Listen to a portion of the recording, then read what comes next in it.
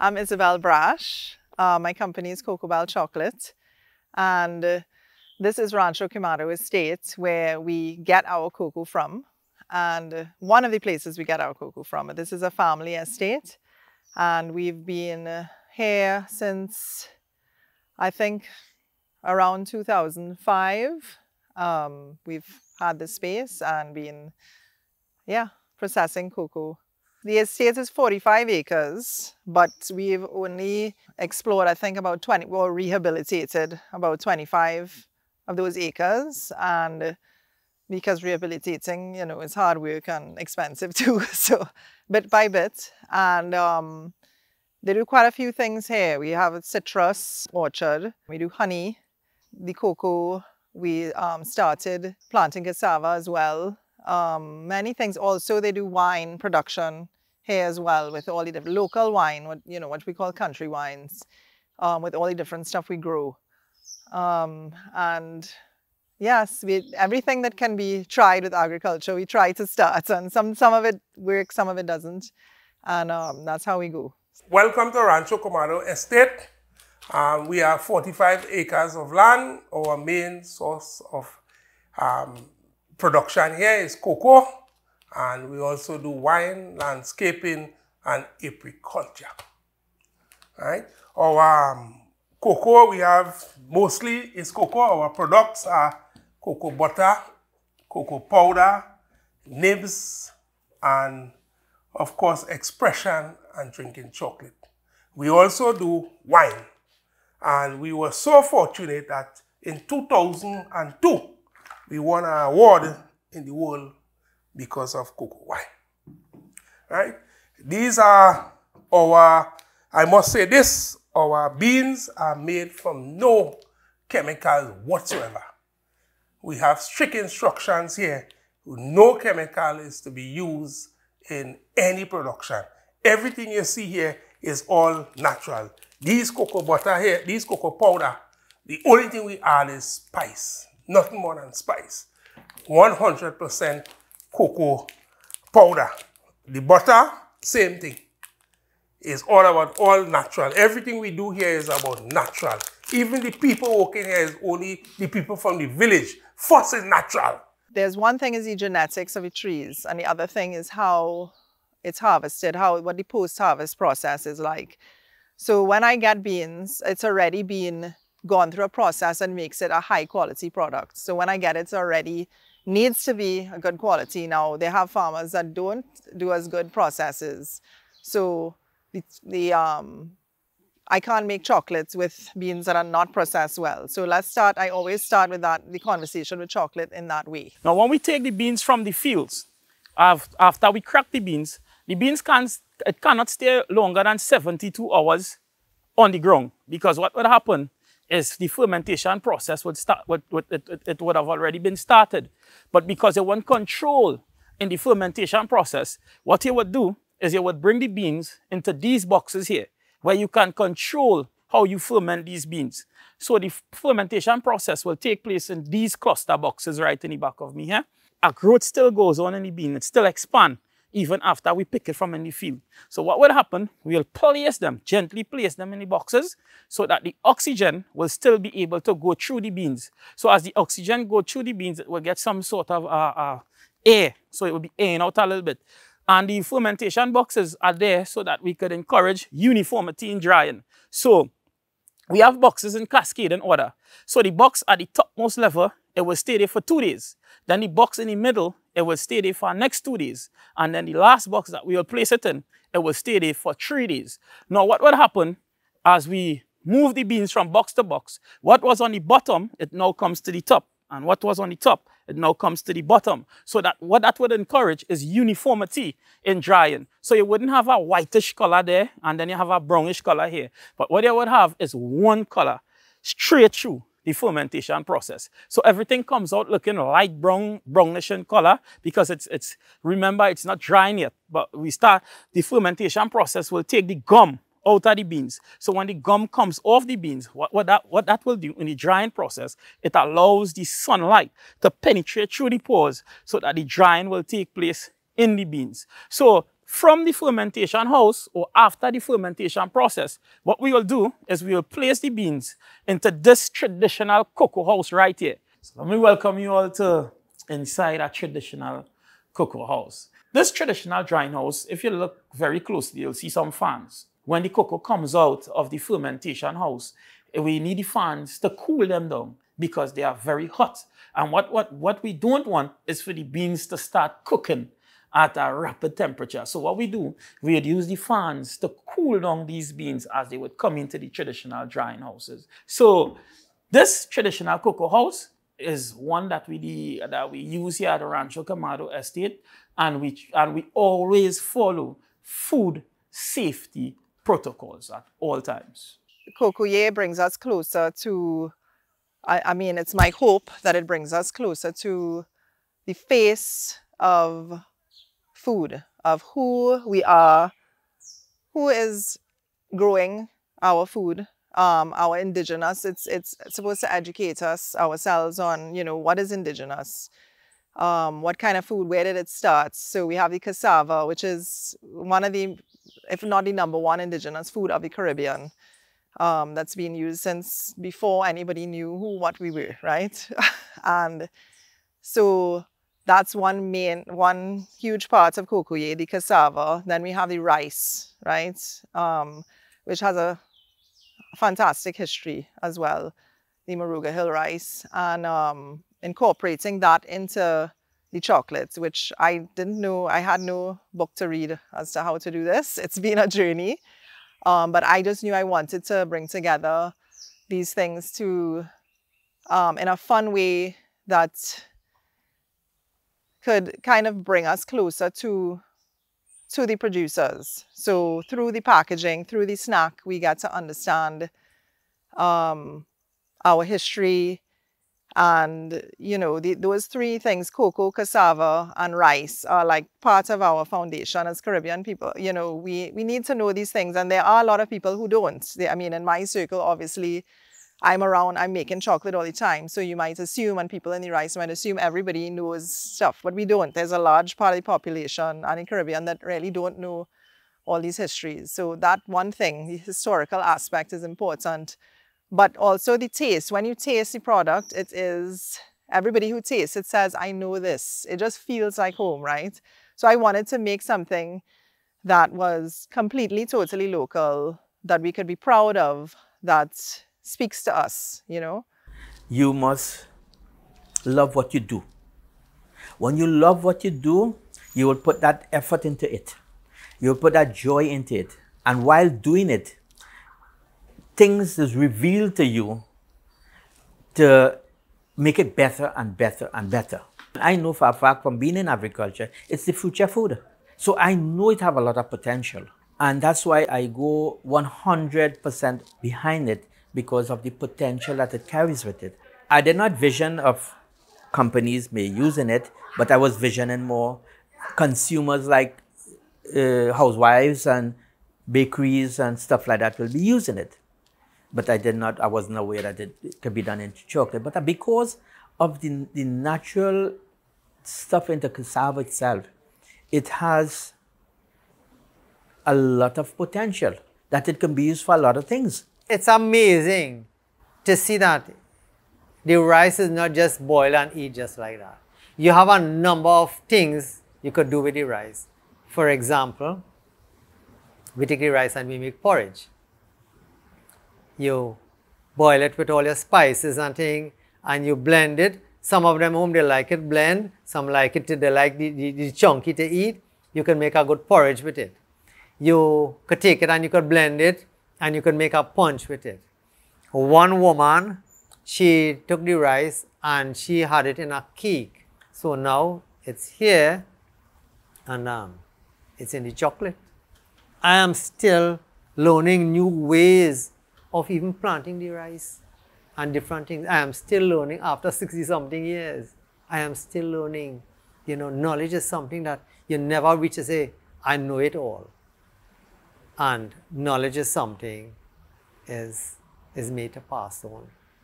So you pass your knowledge. So as I say, we just keep going with the rice, going to different products.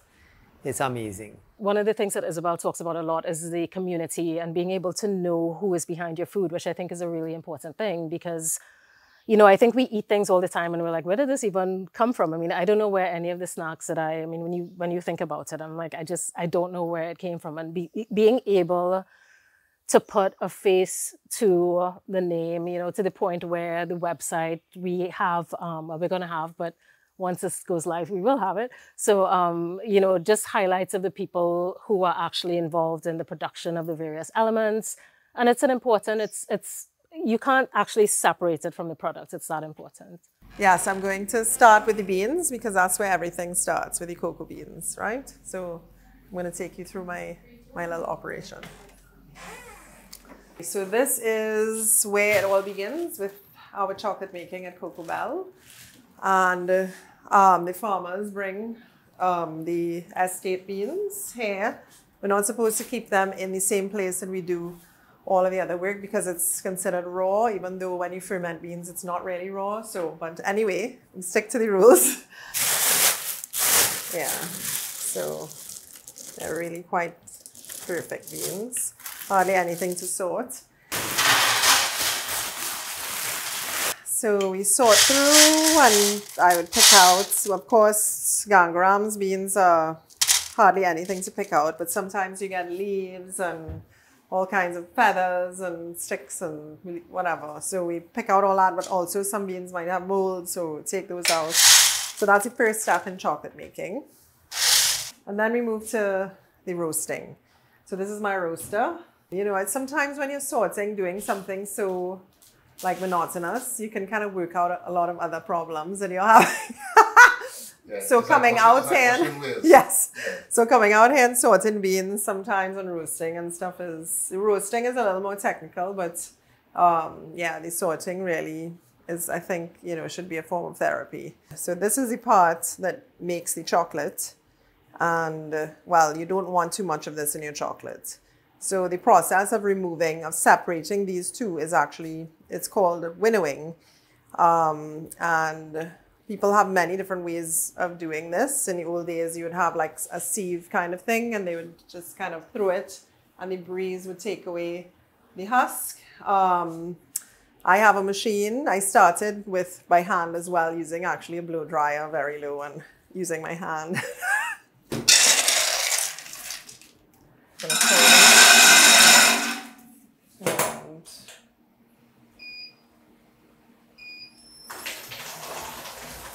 Of course, this is still not winnowing very well. He's still getting a lot of shell in here because my winnower is giving problems. But what I do is winnow it, put it through twice, and then it's coming out good. Thought it would behave itself for camera, but clearly it's not.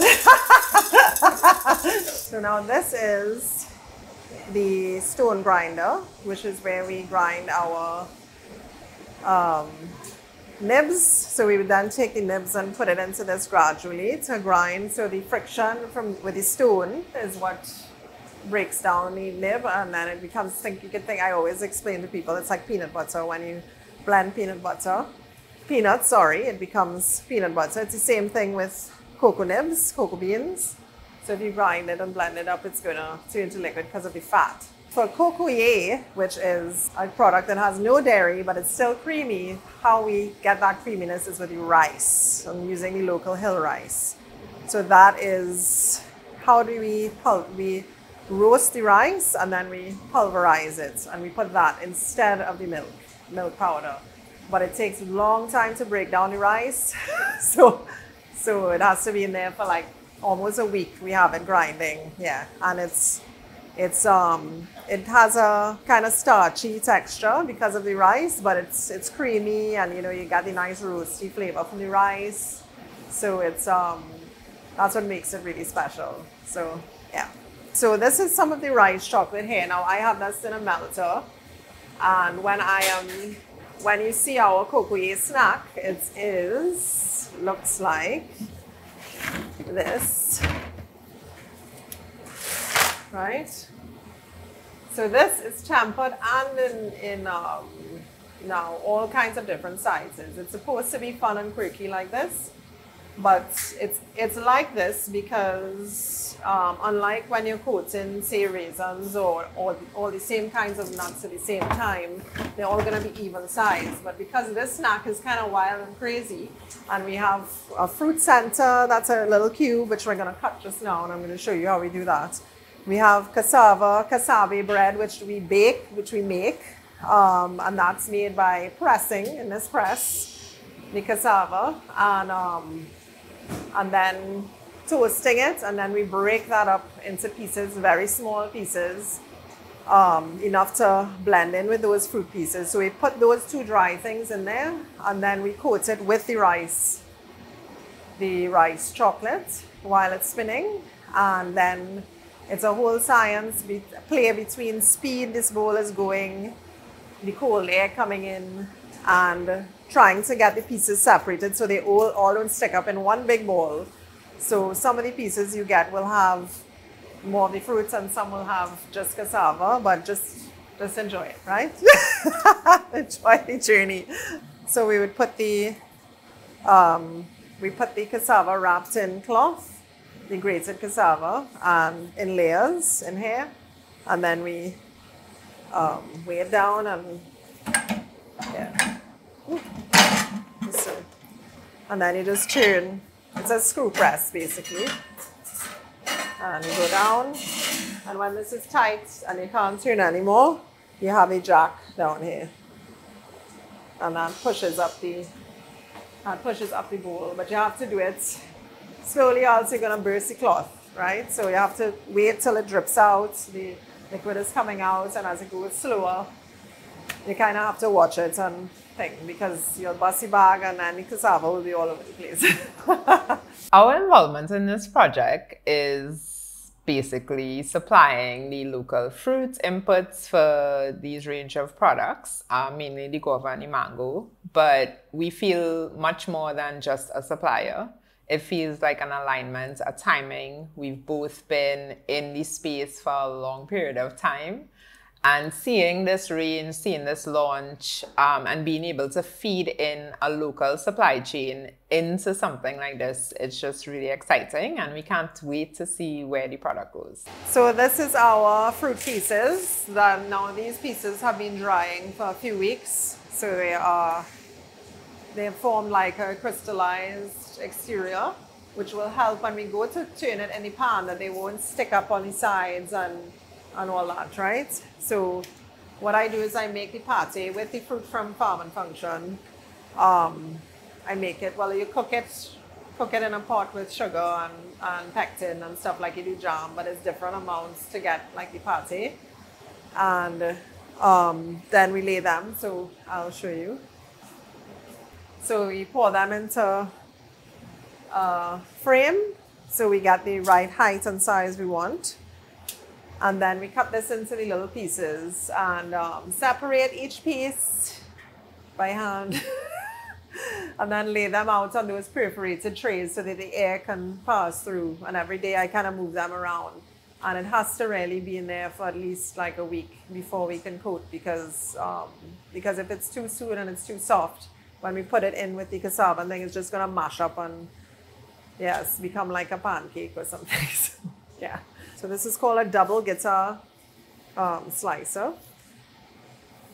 And I'm gonna go one way. Ooh, this one is cutting nice. So this is the mango ginger. And then this way.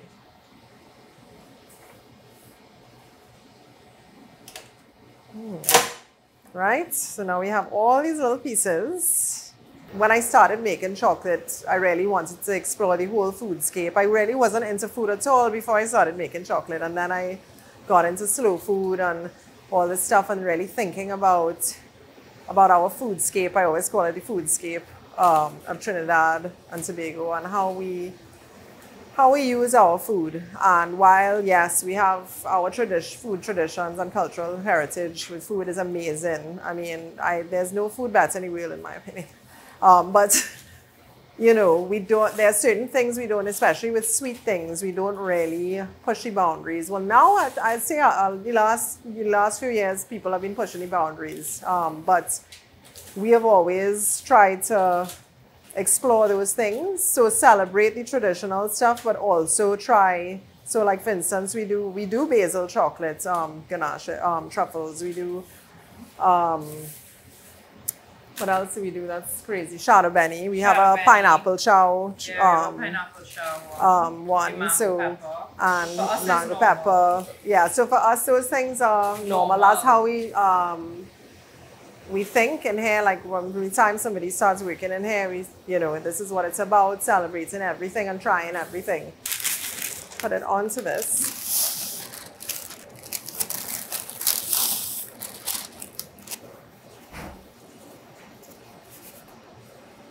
Sometimes I like to put a little bit of cocoa powder, and then we just leave this in the shell so that the air can go through. And this would be like a couple weeks after. So it's quite, you can hear that it's quite dry on the outside. Yeah. These were made in sheets after we pressed the cassava. And I can show you. So we do it in sheets in the pan, and then we literally break it up, or I go over it with a rolling pin and I just crack it until it's small enough, I think more comparable to the size of the fruit squares. And yeah. And that's what we put in there to coat, and it gives a nice crunch, so you don't have to have nuts. It's just, you want to... Is this really cassava? It's just pure, yeah, it's just cassava, yeah. Just cassava? Pure cassava. So it's just pressed, you press the liquid out after it's grated. So I get it from Shiraz grated, and we press it and press out the liquid and toast. We sift the grains, and then, sorry. Nice. Hi. Oh. Yes. She has to get her afternoon hug up when she comes home from school. Okay. Give me a few minutes, okay? Yeah.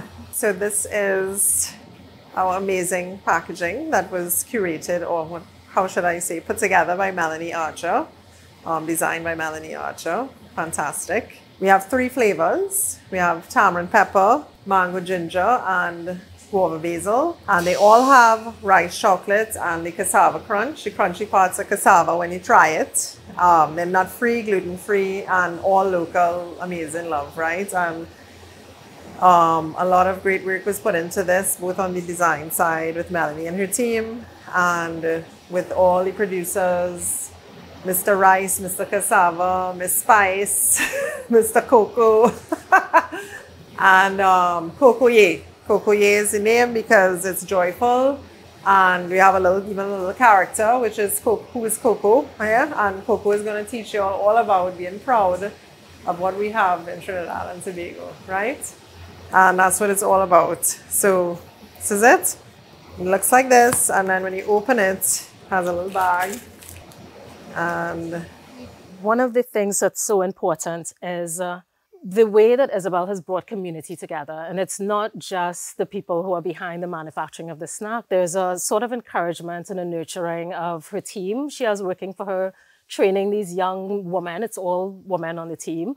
Really to learn about, like I said, what we have and, why is this important? Why is this cassava important? And it's a really delicious teaching mechanism. Cocoyay is, it will teach you about things that you didn't know about. And yeah, but it really goes back to me, to Isabel, because she's operated with this level of integrity, honesty. I think honesty is a very important word. It's a very honest snack. A celebration of local things. It's always what she's done, and she's brought it into this snack that is more mainstream. And hopefully people will, we'll have a larger audience than Cocobel, because people think Cocobel is specialty, but we want people to understand that you can have these amazing flavors and you can really celebrate local in something that looks great, it tastes amazing, it's for everyone. So I think that's, yeah, Cocoyay.